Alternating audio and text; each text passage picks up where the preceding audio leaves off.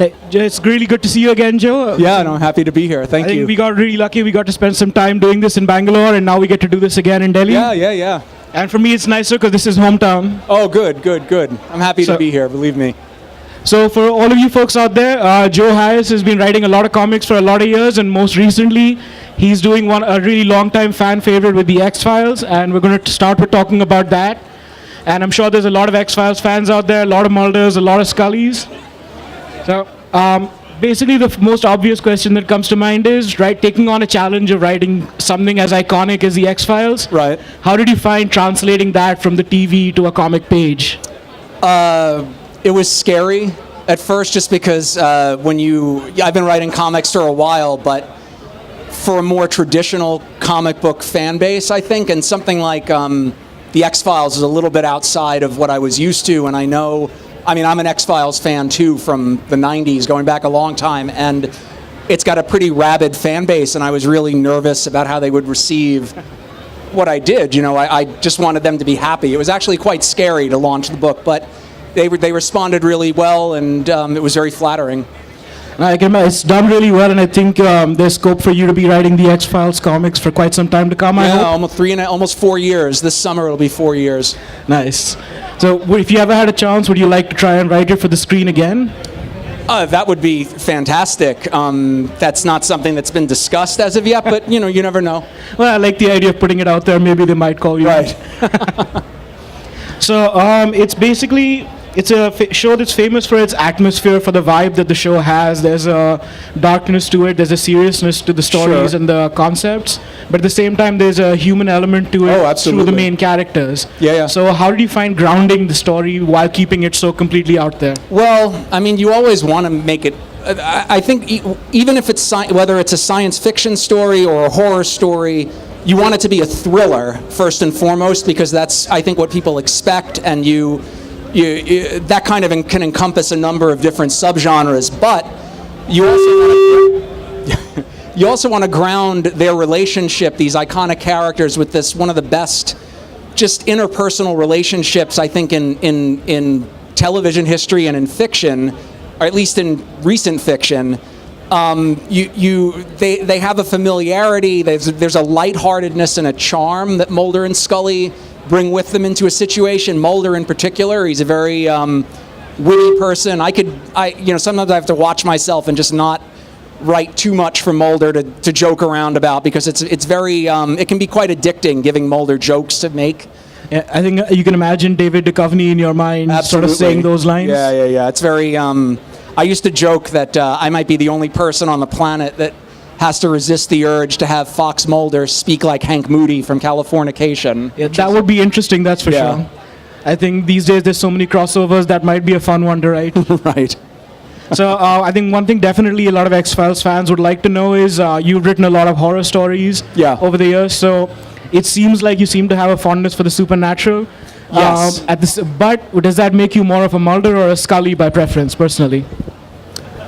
Does that make me more of a Mulder or a Scully?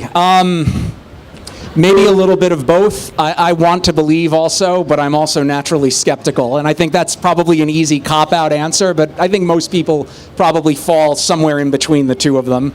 That probably helps you write more balanced story, right? A little bit. I like writing them both, though, because when you have at this point, I think I know those characters really well, so you can take some risks and maybe present them in ways that might not be the obvious way. You can have Scully almost believe in something supernatural, and Mulder certainly has been through so much at this point that I think he's in his own way quite skeptical of a number of things, especially the institutions he works for. I don't think he's very trustful.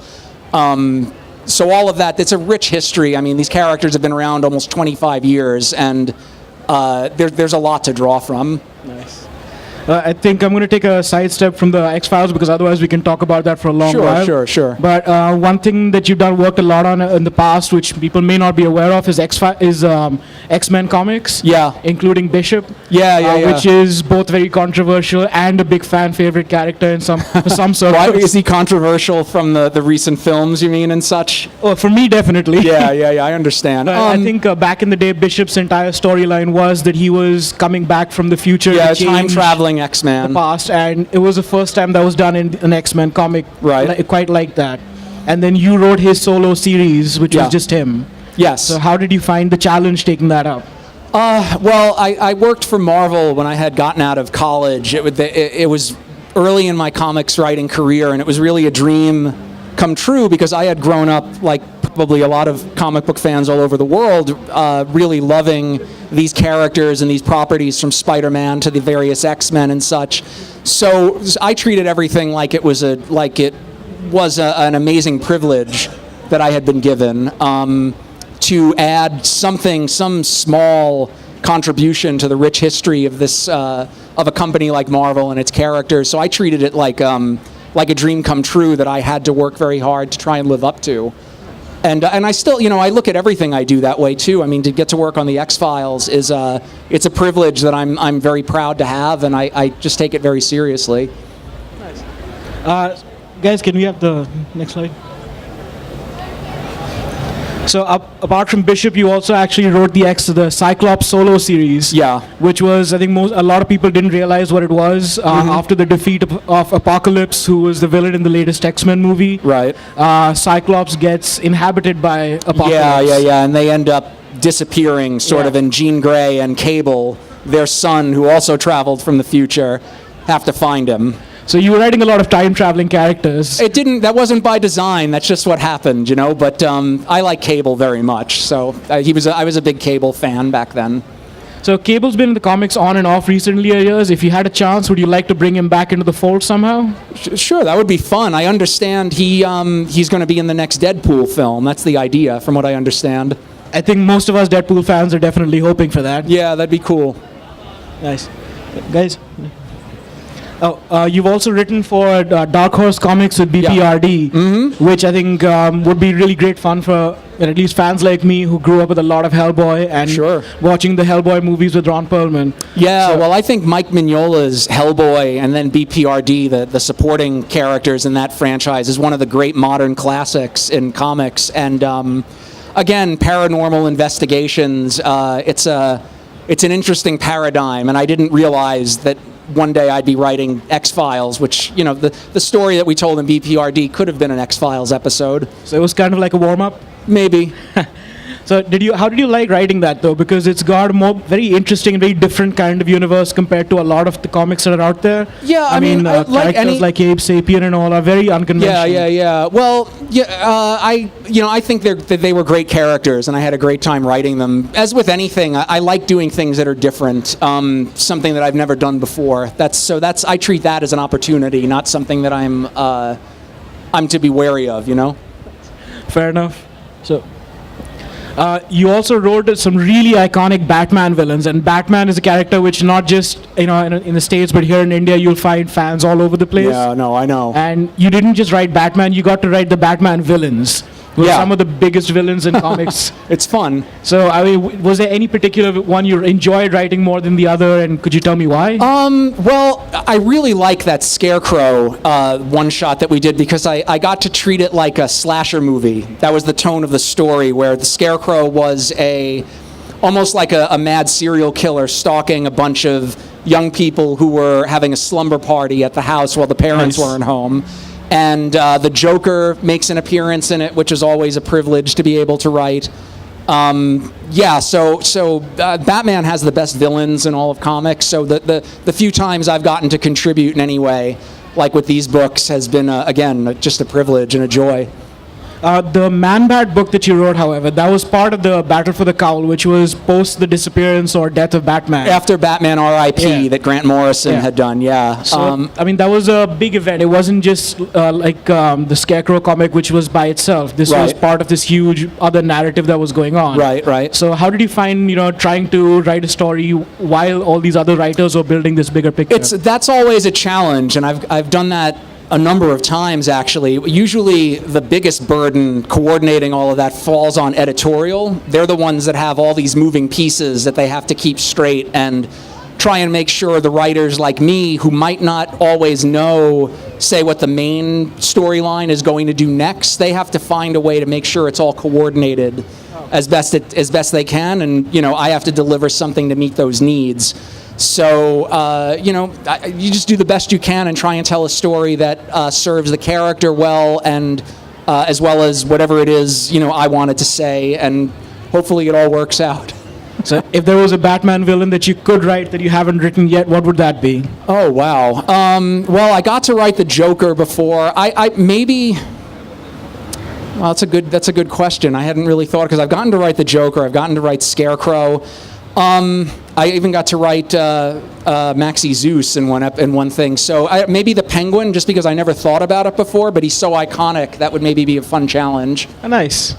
So another comic that you worked on was, I think, Alice Cooper, which most people wouldn't even realize was a comic. Yeah. Dynamite, the publisher, had gotten the rights to do Alice Cooper comics. And Alice Cooper has been in comics before. Neil Gaiman wrote a series for Marvel Comics many years ago with Alice Cooper. I remember that. And I love Alice Cooper. I think he's a genius showman.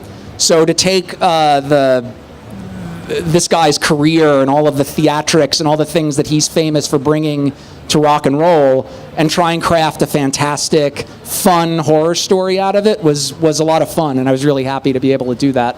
So could you give just a quick gist of what the story was that you built for the Alice Cooper comics? Oh, yeah, let me think about it for a second. Yeah, Alice Cooper is the Lord of Nightmares, and he has been out of circulation for a while, and he ends up being freed from this imprisonment that he's been stuck in, and he goes about trying to reestablish who he is after these two little kids find an old record of his and play it backwards, and they find the backward message that essentially summons Alice Cooper. So that's a little like the horror stories people used to tell about listening to rock and roll. Right? Yeah, I love stories like that. That's I love rock and roll secrets and hidden things like that. Absolutely. Nice.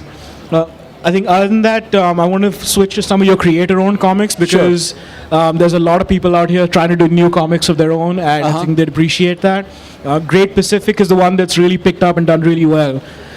Could you tell a little about how you developed the idea for the Great Pacific? Yeah, I mean, I heard about something called the Great Pacific Garbage Patch, which is in the middle of the Pacific Ocean. There is a debris field of plastic and garbage and crap that's been dumped in the water that ends up trapped by the currents. And at this point, scientists estimate that it is twice the size of Texas, which is one of the biggest states in the United States. And nobody's cleaning it up. So my first thought is, I'm horrified about this. And my second thought was, well, this is a pretty cool setting for a potential science fiction story. And that's what we pitched to Image Comics, in which they published.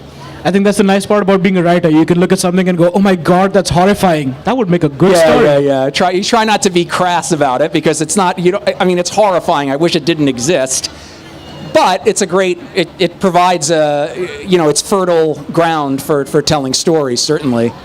So how did you decide to try and balance the politics of it along with the science fiction? Because your main story concerns a young man who decides to declare it as his own nation. Yes, I wanted to tell an adventure story first and foremost. It's about a young guy who decides he's going to go out to this floating, the world's largest garbage dump, essentially, and he plants a flag on it and declares it his own sovereign country. And then he has to deal with all these crazy threats he never imagined, like there's a giant mutant octopus that stalks him because of all the pollution it's caused the marine life to mutate and be monstrous. He's got to deal with hostile indigenous people that live on nearby islands that aren't happy that this exists, for one, because it's pollution, and that two, there's this neo-colonial guy coming in there trying to settle it. So it opens up a lot of interesting cans of worms. First and foremost, like I said, I wanted to tell speculative fiction. I wanted to tell an adventure story, but it's also there's geopolitics in there, and there's certainly a message that we're trying to get across as well. Hopefully for the better. I'd like to think in some very, very, very small way, these stories aspire to lift something up and make something better in the world.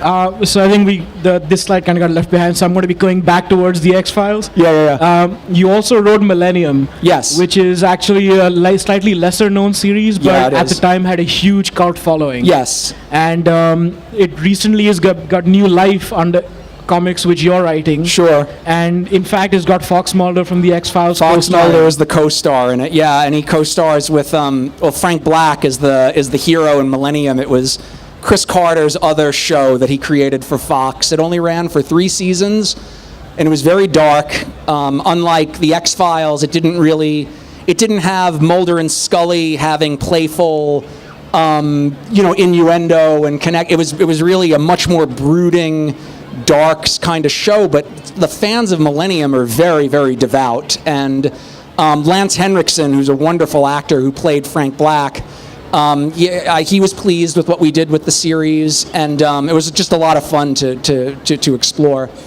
And this one must have been a lot more fun because unlike the X-Files where everything is possible but not necessarily happening, here you outright have creatures and scenarios which can't be denied. Yeah, it's very much about demons that are steering the bad things that happen in the world, and this idea that eventually there's going to be essentially in the year 2000 the world was supposed to end. That was the original premise of the show. Obviously that didn't happen, but this series picks up however many years later, 15 years later, and explores, well, actually some things did happen, you just didn't realize it. And it's Frank Black has to get to the bottom of this one particular terrible thing that's happening, and Fox Mulder is just a fun co-star to bring around. So was it fun being able to have Mulder in a setting where he doesn't have to assume the truth is out there, the truth is in front of him? Yeah, well, he's kind of the almost this. It's kind of like he wasn't the crux of anything. He was more a bit of a device, and I just got to have fun because Frank Black was steering the ship in that story, and Mulder was essentially his wingman. So it was a different paradigm to put a character like Fox Mulder in, and definitely provided for a lot of unexpected consequences. Nice. I can imagine that must have been a lot of fun. Yeah, there's more of the X-Men. Yeah. Yep. I think I'm just gonna skip the slides because you kind of lost track on that one. Slides, yeah. But other than the comics that you've written, a lot of people might not be aware you've written for the screen as well. Yes. And one of the more well-known is a series called Darkness Falls. Right. Where the antagonist, the creature that people are afraid of, is based on the Tooth Fairy. Yes. It's based on it was based on a short film that I had directed that was a dark take on the Tooth Fairy myth, where I know the Tooth Fairy is a bit of a universal thing, right? The parents, you lose your teeth, the Tooth Fairy comes and takes your fallen teeth away, leaves you a reward of some kind, money or whatever. And I thought, well, that's kind of scary, actually. What is this? Well, who is this woman, and why does she want your teeth? And it's kind of like when you read Grimm's fairy tales as opposed to Disney's Cinderella. There's usually a much, much more dark undercurrent. The plot is usually much more violent and dark. And I thought, well, something like the Tooth Fairy that is so universally well known, every child knows what it is. I think I could subvert that and make a cool horror movie out of it. And we made a short film that ended up getting bought by a studio, and I got hired to write I got hired to essentially co-write the screenplay for what became the Sony Pictures movie Darkness Falls. So is there any other sort of childhood fairy that you might want to turn into a horror movie? Oh, I tried to do a Santa Claus horror movie at one point. Nice. I came very close to writing it, and then it didn't work out. But I think a lot of... I like the idea of taking anything... it sounds so bleak, but it's fun, I hope. Maybe the Easter Bunny, I'm not sure, but that would be a lot of fun, perhaps. Yeah, I think, I don't know if you've seen the movie Donnie Darko, which has... Oh, yeah, Frank the Bunny, sure. Yeah. Absolutely. It's so there you have a benchmark already. Creepy as hell. I love that film. So, Yes, before I think we're going to be moving to audience questions soon, but I just wanted to touch on Firestorm, which is something more recent that you did for DC Comics. Yes, I when DC relaunched the line as the New 52 a few years back, I was brought in to work on Firestorm, who I don't know, maybe you see him. I know that Firestorm's been on in the Flash as well, right? So this character has nuclear powers. He can transform into nuclear fire. He can transmute one element into another. He basically has the power of the atom. And the premise for the New 52 version of Firestorm was to make lots of Firestorms, one for all of the powerful nations on the planet, because it was essentially an arms race. The United States has one, the Russians have one, the French, the British, and we created an Indian Firestorm as well. And that was something that I got to do. We only got to do it for about 7 or 8 issues before they ended up canceling that series and moving on to something closer to what I think the character is on television now. But it was fun to do that because I like superheroes. They're not my main focus and concern, but when I get to do them, I appreciate that maybe we can tell a story that has some sort of ramifications or takes something from the real world and illuminates something. And in the case of Firestorm, it was really about superpowers as a new arms race and tensions between nations and whether or not these characters do the right things and whether acting in the service of your country is always the right thing to do, or might you have trouble with orders that the country gives you, as sometimes does happen in the world. I like to think that maybe DC kind of imbibed that idea somewhere and they haven't let it go. Because if you've noticed recently, there's a Chinese Superman. Yeah. So maybe they might decide to rebuild on that and try and add more international characters. Sure. So, if given a chance, would you like to get back into writing superhero comics? Yeah, I'm actually I'm having a lot of fun right now because I work sometimes with Valiant Comics, who I know are not as popular here yet. But if you like superheroes and you want to try something new, I urge you to seek out the Valiant universe and Bloodshot and Exo Manowar, Ninjak, and all these wonderful, rich characters that are being written by some top-notch people in the industry, and they look beautiful. And I'm currently writing. I have a book coming out next month called. There's a new event going on in the Valiant universe called the Stalinverse, which is Divinity 3. And I'm doing a special one-shot called Eric, Son of the Revolution, which reimagines Exo Manowar as the giant superhero protector of a Soviet Union that never dissolved but went on to conquer the rest of the universe. So he's like this crazy, powerful character who is lauded as this national hero by the Soviets, but is very conflicted about some of the things that they're doing as they try to manage this giant sprawling empire. And so it kind of gets at the character's morality and has him question what he's doing and why. Another thing I'm doing for Valiant is I'm writing the live action web series that's going to be debuting in a few months called Ninjak versus the Valiant Universe, which is a lot of fun and stars Ninjak, the MI6 ninja. Secret agent operative, and has him essentially getting on the wrong side of every other character in the Valiant universe and having to survive.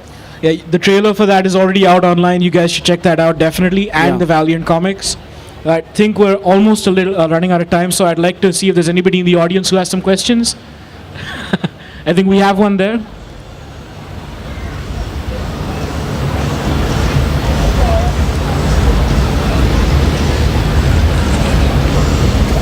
Hi. You've done a lot of dark comics and concepts. Where do you get your inspiration from? I would like to ask you, have you ever experienced the dark side, or it just comes in your dreams or something? I think I'm a pretty happy person, I'll be honest with you. I don't, but I am troubled by a lot of things I come across just reading the news and in everyday life and reading, some of the politics in my country, some of the conflicts that go on around the world. There's a lot of darkness out there, obviously. There's a lot to be horrified by. I try not to wallow in it because I want to be aspirational if I could be. But I honestly, I find horror entertaining.